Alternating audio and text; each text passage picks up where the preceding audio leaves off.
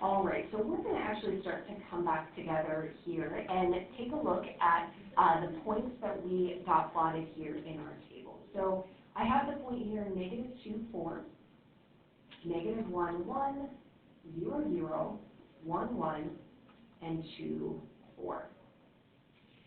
Let's talk about if we were to put a few additional points here onto our table. So we talked about adding in the x value of -3 and the x value of +3. That will actually help us to see a little bit more of what's happening higher up. So if we think about doing -3 squared, -3 squared is +9. 3 squared is also 9. So let's go ahead and add those points. So I'm going to do 3, 9 on the left side. I'm going to do 3, 9 on the right side. Now what if we were to extend our table one step further in each direction? Let's see if we can fit in here a -4 for the x value and a +4 for the x value. So when we do -4 squared, that's really -4 times -4, so that's going to be +16. 4 squared is also 16. So let's go ahead and add those points. So I'm going to go -4 on the x. I have just enough room here to do up to 16 on the right, and then we'll go over 4 to the right, and then we'll go up to 16 right here. So here we actually have 9 points, giving us an idea of the shape of this type of graph. Now, because it looks like we're going up, we're increasing at different amounts each time. It's not a constant rate of change like a slope that a linear function has. It's actually creating a little bit of a curved shape here. And so this is more of a U shape. And the special name that we have for this type of graph is a parabola. So I'd like you to write that word parabola off to the side.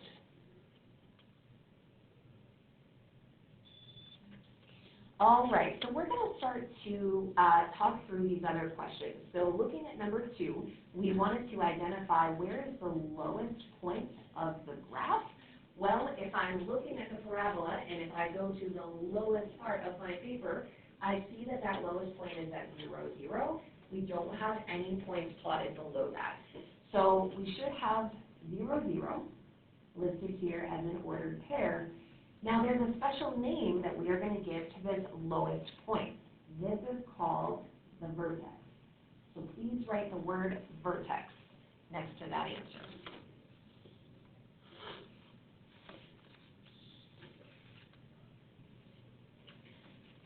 All right, let's look at number 3. So number 3 is asking, what are the values of x that the function could use?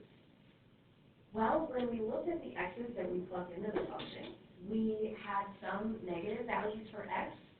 We had some positive values for x. We even plugged in 0 for x. Do you think that you could plug in a fraction for x? Could you square a fraction? We could do that. Do you think that you could plug in a decimal for x? Yeah, we could square a decimal. We might then just get a decimal answer. But what we're seeing here is it doesn't seem that there's any limitation on the type of number that we are able to plug into this function. And so when it says what values of x can the function use, well, let's say here all values of x.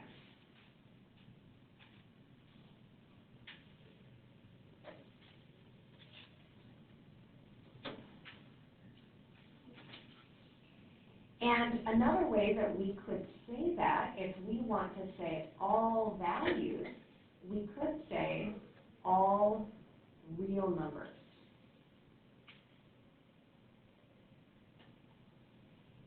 So that's going to include positive numbers, negative numbers, fractions, decimals, even the number 0. That would be everything. And if you have an answer in math that is all real numbers, we actually have a special symbol for this. It's a special type of R. So it looks like an R that has 2 lines on the left of it instead of just 1. So you can make a little note of that. That's kind of a fun little symbol to use. That's a little bit faster way of saying And then there's one other piece that we're going to add in here. We actually have a name for this question. When the question is asking us what are all the values of x that the function can use, well, the answer that we get is called the domain. So please write the word domain next to your answer there for question 3.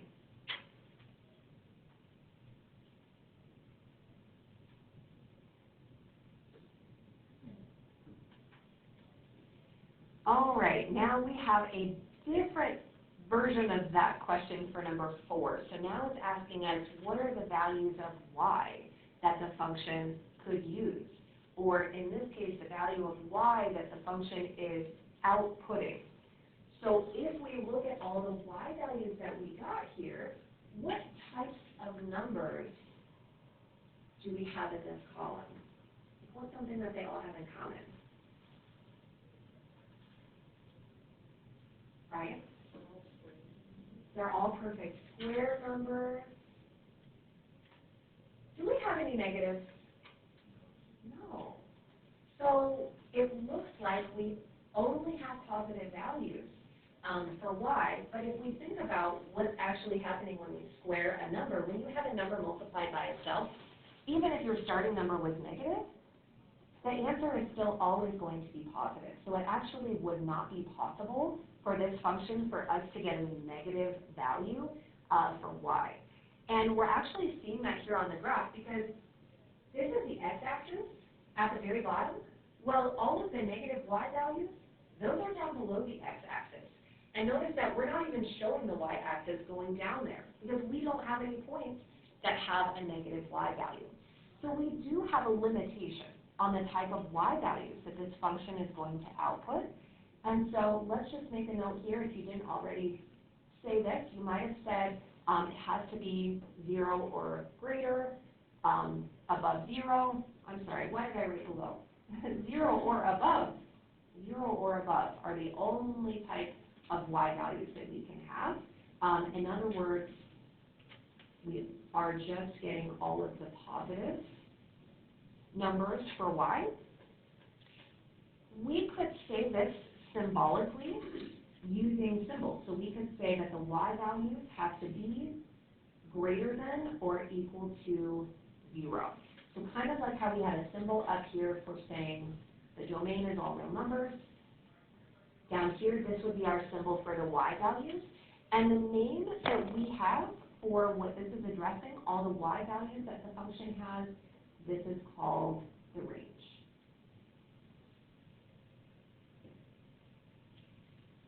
So the domain is all the possible values of x. The range is all the possible values of y. Now we could also identify the domain and range just by looking at the graph here. If we look from left to right, that's where the x values are. That can help us answer our domain. And notice that I did put some arrows at the end of the parabola. That's indicating that this is going to continue to go on forever. What happens, though, is that the taller it gets, the wider it's going to get. It's slow, but it's going to get wider and wider. So eventually it's going to span every single x value. Well, we can also then identify the range just from looking at a graph, because the range has to do with our y values. So we look at the very bottom point of our graph, we go up to the top, and we see, okay, what are the y values that are represented in our ordered pairs? That gives us the answer for the range.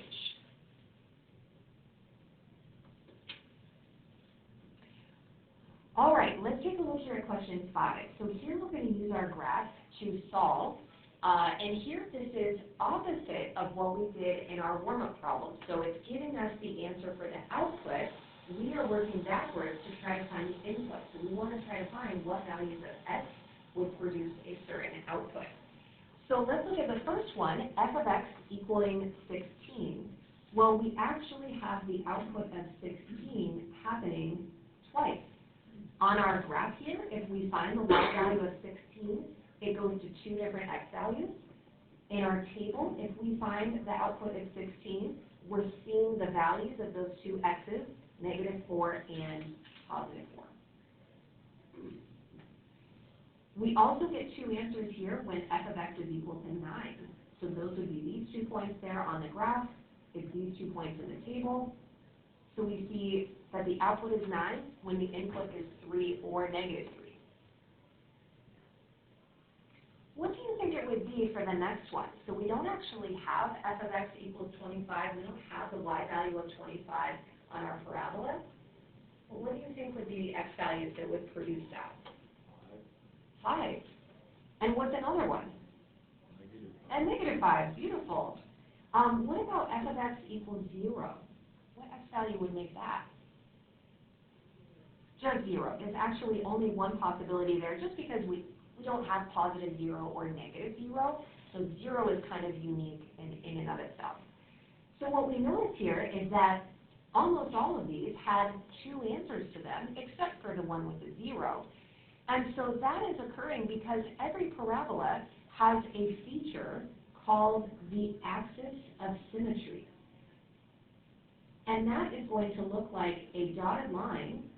It's going to be a vertical dotted line that passes through the vertex of the parabola. I'm going to label this here on our picture. This is the axis of symmetry. And what that means is that if we were to fold our parabola in half over the line of the axis of symmetry, the points on the right-hand side are perfectly going to match up with the points on the left-hand side. And that also makes it symmetric on either side as we go up taller in our parabola. So like when we look at the set of points here that are in pink, we can see, well, it's 3 spaces away on one side. It's also 3 spaces away on the other side. It's going to be perfectly symmetric over that line. Now, the way that we will report out what the axis of symmetry is, we're going to write it out as an equation. Now, remember that if we wanted to get the equation for a vertical lines are produced when we have x equal to a number. And in this case, the vertical line, this one here in green, it's passing through the x value of 0. And so the equation for our axis of symmetry for the function f of x equals x squared, the axis of symmetry equation would be x equals 0. It's always passing through the vertex, wherever the vertex is, so it's actually always going to be the same as the x value of the vertex. In this case, the x value and the y value of the vertex both happen to be 0, 0, but that's not always the case. Sometimes when we shift and move our parabolas around, you might have a different x value than you do y value. So a couple of things here in the equation that we want to recognize. Notice that we're subtracting 1 inside of our function, because it's inside the parentheses, and then we're subtracting 4 on the outside of the function. I want you to talk for a moment here at your table and see what you remember about this. So talk with your table. Do you remember what directions will this parabola go based on the two changes that we're seeing in the equation? All right, so from what I heard, you all did great. That subtracting 1 inside of our parentheses, yes, that is going to make it go to the right 1 space. And then the subtracting 4 on the end, on the outside of this, is going to make it go down 4 spaces. So it's the parent function of x squared that we graphed at the top of our paper. It's those ordered pairs that are shifting to the right 1 space and down 4 spaces. Now here's a little something I want to show you with parabolas. So remember that the original vertex was right here in the center at 0, 0. One way that we can approach this now is to move the vertex to the right 1 space and down 4 spaces. And I'm just going to put a little label here that this is now the new location of our vertex. There is a special pattern that the points follow in a basic parabola. So if we go back and look at the one that we did up here, I want you to notice that from the vertex on either side, notice how we're going over 1 space, up 1 space. and that is happening on the left side and on the right side because of the axis of symmetry. So let's go ahead and transfer that down here. So from our new vertex, let's go over one space, up one space on both sides. So that's getting us the very bottom part of that parabola shape. Now, let's take a look at the next set of points above that. So if we go back here, now from our vertex, the next set is always going over two spaces and up four. And notice how, yep, that's happening on both sides because this is symmetric. So from our new vertex down here, I'm going to go over 2, up 1, 2, 3, 4, over 2, up 4.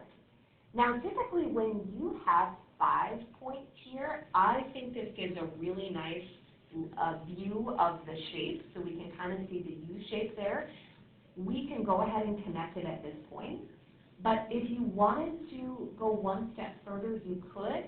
If you went back to the other parabola, you'll notice that the next set of points is actually over 3 spaces and up 9 spaces. So that's kind of the general pattern here. So over 1, up 1, over 2, up 4, and then it goes over 3, up 9. Okay. All right, so here we have our new graph. Now let's go ahead and draw in here the axis of symmetry. So at the start here, every time we draw a parabola, I want you to go ahead and put that vertical dotted line that's going through the vertex. We're going to write that equation for that axis of symmetry. What's the x value that this is passing through now? 1. Now it's going through 1. Yeah, so our equation here will just be x equals 1. And then for the vertex, we're going to list this out as an ordered pair. So notice how the x value of our vertex is also 1. These two numbers are always going to be the same. What is the y value of our vertex? Negative 4. All right, so what we have just actually looked at here in number 6, this is called vertex form. And so we have already seen quadratic functions in vertex form. That's what we use when we graph with transformations. We just didn't know yet that it was called that. Now, down below here, I want you to actually write out the general form for vertex form. And so what we're doing here is, instead of numbers, we are going to put a few letters in the positions of where the numbers go. And so we actually start with an A out in the very front of what's in the parentheses. That A represents a number that could cause our parabola to be vertically stretched or vertically compressed. So remember that if you have a number multiplied out in front, it could make a parabola that looks like skinnier and narrower if the number is bigger than 1, or it could make it look like flatter and wider if you had a number in front that was less than 1. Now, a lot of them just have an A value of 1, positive 1, which is what we have right here. Like there was actually an invisible 1 in front. So it's not stretched, it's not compressed, it just follows the same basic shape here. This pattern of points that we followed only applies if A is 1. So keep that in mind, that if you have something like a 2 in front, it would be a different piece here. Instead of going over 1, up 1 on either side, it would actually go over 1, up 2 on both sides, and that's going to make it look skinnier. So that's the meaning of the A that's in the very front. And so the vertex has a special position here. The coordinates of the vertex are H and K. So notice the position of H. That's the number here in the parenthesis with the X. But it's also being subtracted. So whatever you see in your equation, it's going to be the opposite sign of that number when you actually get the X value of the vertex. So what's interesting here is that when we looked at the equation, it looked like a -1, but then when we got the x value of the vertex, it actually turned into a +1. So I'm going to make a little note there that it turned into the opposite sign. And that actually now makes sense why it's moving over to the right one space, because if we turn that -1 into a +1, like that's what's making it go the opposite direction. Now the k number that we have listed here at the end, that is for the y value of the vertex. But notice that there's a plus sign in front of the k, and so that actually means that we're not changing to the opposite sign, it's just the exact same sign as whatever we see on the end. So I'm going to make a little note here that for the y value of the vertex, notice how it looked like a -4 in the equation. Well, it's still a -4 when we go into the vertex.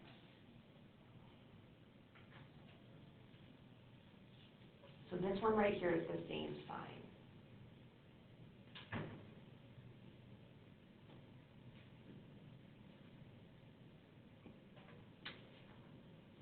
All right, the last little piece I want to note here is that if that A number out in the very front is a positive number, meaning greater than 0, our parabola is going to open upwards, just like the ones that we've been seeing.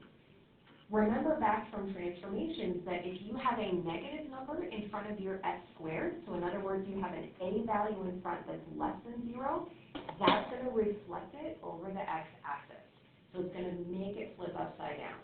So it would be the same position of whatever points we started with, but then everything is just